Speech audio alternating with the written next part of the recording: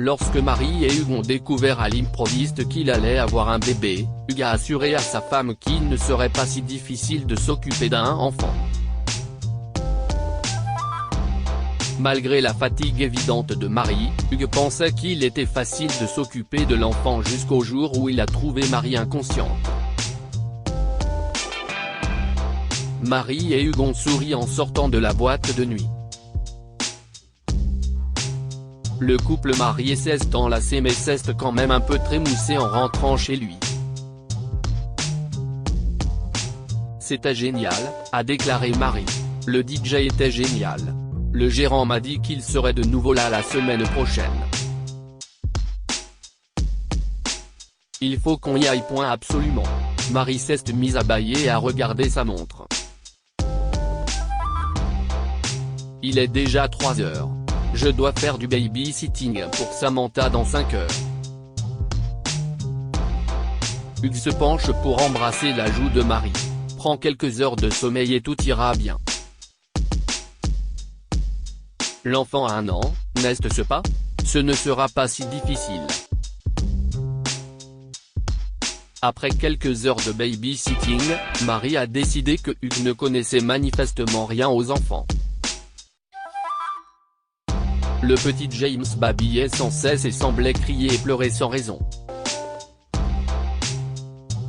Quand il ne criait pas, ne dormait pas ou n'avait pas besoin de changer de couche, il s'échappait d'elle pour semer le chaos. À un moment donné, Marie l'a trouvé en train de mâcher la télécommande de la télévision. Il a crié lorsqu'elle lui a retiré la télécommande, puis a disparu lorsqu'elle a eu le dos tourné. Un peu plus tard, elle le surprend en train de baver dans sa chaussure. « Je n'aurai jamais d'enfant », a-t-elle dit à Hugues en arrivant à la maison ce soir-là. Après la journée que j'ai passée, je ne suis même pas sûr de vouloir m'occuper d'une plante.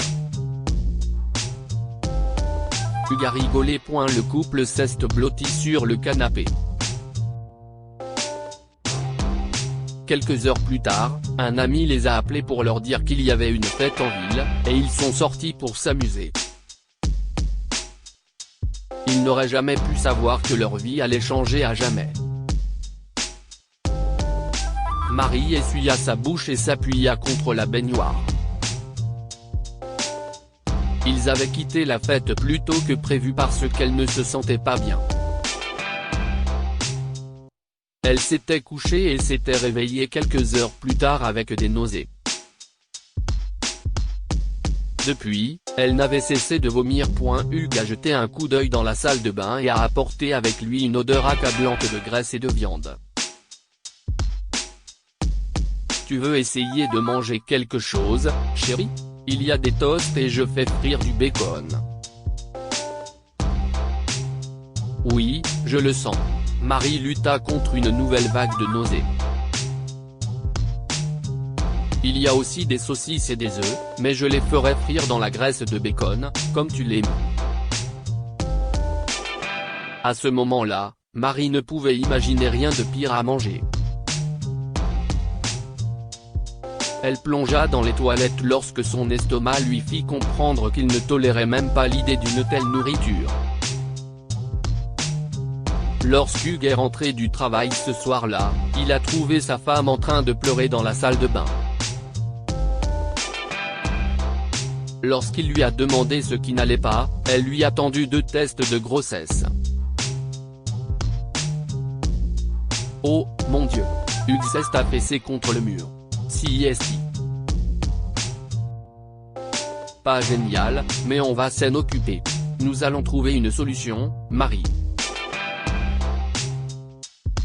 Il le faut. Être les pires parents qui soient, Marie s'est lamentée.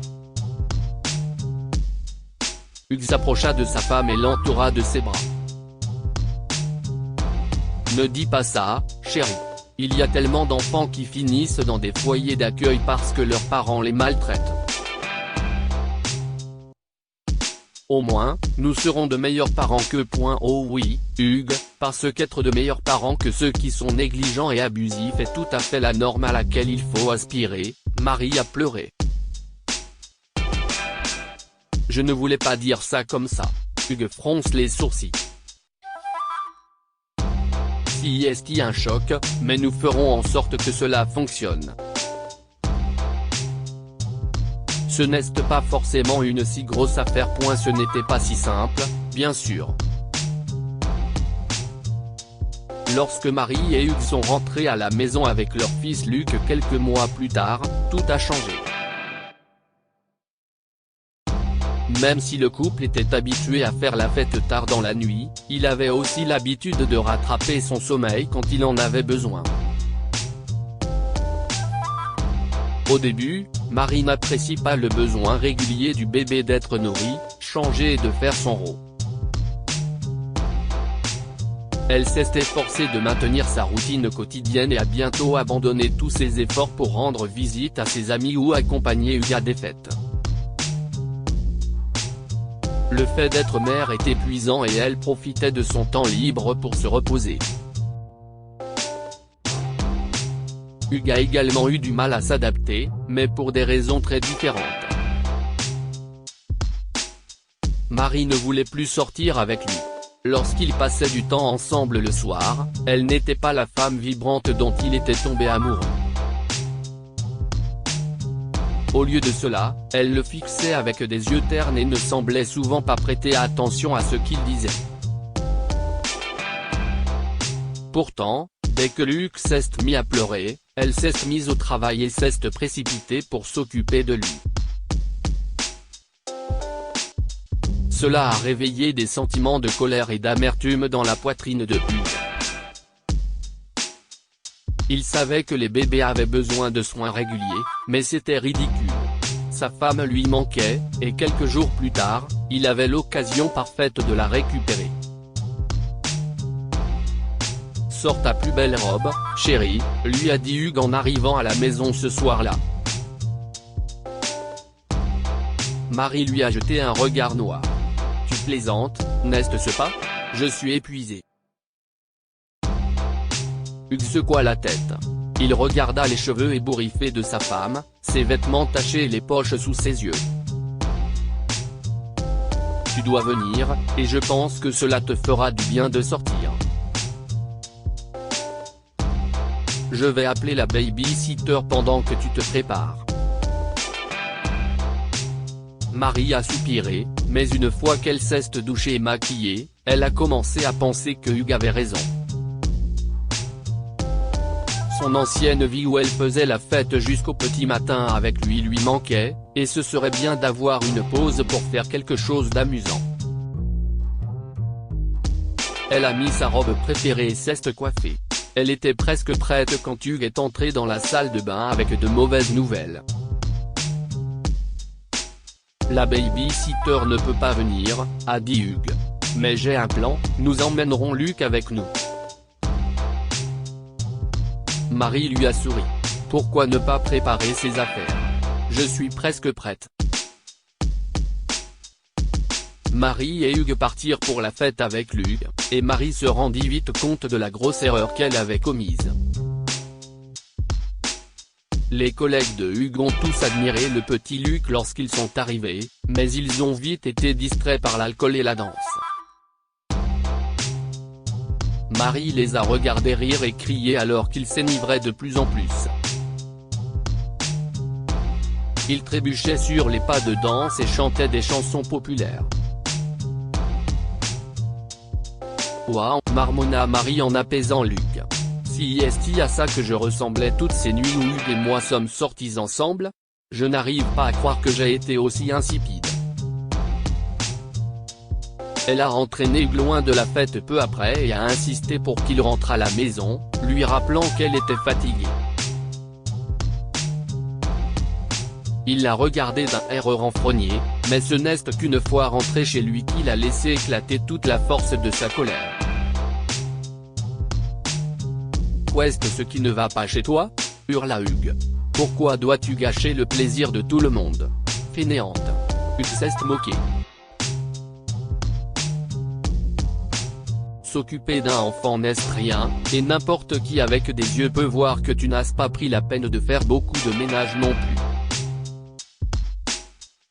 Tout ce que tu fais, c'est t'allonger sur le canapé et te plaindre. Marie regarde Hugues avec étonnement. Il n'avait vraiment aucune idée des efforts qu'elle déployait chaque jour. Elle décida alors qu'il était grand temps que son mari se rende compte que s'occuper d'un enfant n'était pas aussi facile qu'il le pensait. Lorsqu'Hugues est rentré du travail le lendemain, Marie n'était pas allongée sur le canapé.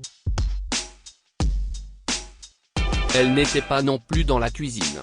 Hugues l'appela par son nom, mais la seule réponse qu'il reçut fut un cri de Luc. Marie n'est pas apparue non plus. Marie ? Hugues jeta un coup d'œil dans la chambre à coucher, mais elle n'y était pas non plus. Luc pleurait toujours. Hugues alla chercher son fils et trouva Marie étalée sur le sol. Il se précipita à ses côtés mais ne parvint pas à la réveiller. Non, non, non. Hugues a sorti son téléphone et a composé le 911. Aidez-moi, s'il vous plaît, a-t-il supplié l'opérateur. Ma femme est inconsciente et je ne sais pas ce qu'elle a. Une ambulance transporta Marie à l'hôpital. Hugues berça Luc dans ses bras tandis qu'il faisait les 100 pas dans la salle d'attente. Les médecins et les infirmières se pressaient dans le couloir à l'extérieur, mais il fallut attendre des heures avant que quelqu'un ne lui apporte des nouvelles de Marie. Hugues est choqué d'apprendre que les problèmes de santé de Marie sont dus à l'épuisement. Il est autorisé à lui rendre visite pendant un certain temps, et elle lui dit que le médecin l'a mise au repos pendant une semaine. Lorsque l'hôpital a libéré Marie, Hugues l'a emmenée directement dans une maison de repos. Il y a inscrite pour les prochains jours afin qu'elle puisse se rétablir. Et Luc ? Demanda Marie. Je vais appeler la baby-sitter, a répondu Hugues. Cependant, la baby-sitter était malade et ne pouvait pas s'occuper de Luc cette semaine-là. Il mit fin à l'appel avec un soupir et regarda Luc, qui dormait paisiblement dans son berceau. « Je vais m'occuper de toi moi-même », a-t-il chuchoté au bébé. Après tout, en quoi cela peut-il être difficile ? Hugues a aménagé un coin dans le salon pour pouvoir travailler à domicile. Il a établi un emploi du temps pour nourrir et changer Luc, mais il s'est vite rendu compte que les bébés ne respectent que leur propre emploi du temps. Il a nourri et changé Luc juste avant le travail, mais l'enfant s'est mis à pleurer avant d'être nourri à nouveau. Hugues l'a installé dans son jeu pour s'amuser, mais Luc a continué à pleurer. Hugues a essayé de lui faire son rôle, puis il a vérifié sa couche et a essayé de le nourrir à nouveau, mais rien ne satisfaisait l'enfant. « Qu'est-ce ce que tu veux, petit bonhomme ?» Hugues supplia Luc. « J'essaie de travailler et je n'ai toujours rien fait à cause de toi. » Luc tendit la main et tira la barbe de Hugues. Quand Hugues a crié, le bébé s'est mis à rire. Tirer ma barbe n'est pas un jeu. Hugues alla chercher un jouet et le plaça dans l'enclos avec son fils. Joue avec ça et laisse papa faire son travail, d'accord ? Le lendemain soir, Hugues était épuisé. Il avait passé 2 jours à essayer de satisfaire les besoins de Luc et à travailler pendant que l'enfant pleurait pour lui. Il avait à peine dormi, et il savait qu'il ne pourrait plus maintenir cette routine. Hugues a appelé son bureau, qui l'a autorisé à faire une pause le reste de la semaine. Après avoir raccroché, il s'est affaissé sur le canapé et s'est passé les doigts dans les cheveux. Si est-il à cela que Marie devait faire face tous les jours? Pour répondre à sa question, Luc s'est mis à pleurer dans la chambre d'enfant. Hugues s'affaissa vers l'avant. Il avait envie de pleurer lui aussi, ou de s'enfuir par la porte pour ne jamais revenir. Au lieu de cela, il est allé voir son fils. Hugues s'est penché sur le berceau pour vérifier la couche de Luc. Tu sais quoi, Lucky? Je pense que ta maman doit être un super-héros. Je ne sais pas comment elle a pu tenir si longtemps. Lorsque Marie est rentrée ce samedi-là, elle a trouvé sa maison en désordre. Des vêtements sales étaient éparpillés sur le sol et la vaisselle débordait dans l'évier. La poubelle n'a pas encore été sortie et une légère odeur de couche envahit le salon. Tu es enfin à la maison. Hugues se mit à genoux devant Marie et lui serra les jambes. Je suis désolé d'avoir dit que tu étais paresseuse. Tu as le travail le plus difficile au monde. Marie frotte le dos de Hugues et sourit. Il semble que son plan ait parfaitement fonctionné. Son mari avait appris qu'il n'était pas facile de s'occuper d'un bébé. Cela a parfaitement fonctionné, a déclaré Marie lorsqu'elle a appelé son ami ce soir-là. J'ai eu le meilleur repos de ma vie, et Hugues a appris qu'être parent est un travail difficile. Honnêtement, je pense que je devrais faire ce genre de choses à Hugues plus souvent. Il y a eu un grand bruit derrière elle. Marie s'est retournée et a trouvé Hugues sur le sol. Il était manifestement entré par la porte et la regardait avec une expression blessée. Marie se rendit compte qu'il avait tout entendu. Je peux t'expliquer, chérie, dit Marie. Hugues a levé la main. Non, j'ai compris. Cette semaine m'a vraiment montré à quel point j'avais tort de penser qu'il était facile de s'occuper d'un enfant. Je ne suis pas content que tu m'aies piégé, mais je comprends maintenant que tu étais désespéré. Il y a juste une chose que je dois savoir, a continué Hugues. Comment as-tu réussi à faire ça? Marie avoua qu'elle avait tout organisé avec l'aide de son ami médecin. Elle s'est excusée auprès de Hugues et le couple s'est réconcilié. Ils vécurent heureux par la suite et se partagèrent plus équitablement les tâches parentales. Que pouvons-nous apprendre de cette histoire? Ne tenez pas les autres pour acquis. Hugues pensait que Marie avait la vie facile jusqu'à ce qu'il découvre par lui-même à quel point il était difficile pour elle de s'occuper de la maison et de leur bébé. S'occuper d'un bébé est très difficile. Les bébés ont de nombreux besoins auxquels il faut répondre, tandis que le manque de sommeil et le stress exercent une pression énorme sur le corps. Partagez cette histoire avec vos amis. Elle pourrait égayer leur journée et les inspirer. Cette histoire est inspirée de la vie quotidienne de nos lecteurs et rédigée par un écrivain professionnel. Toute ressemblance avec de véritables noms ou lieux est une pure coïncidence. Toutes les images sont utilisées uniquement à des fins d'illustration. Partagez votre histoire avec nous, elle changera peut-être la vie de quelqu'un. Si vous souhaitez partager votre histoire, envoyez-nous un mail à info@amomama.com.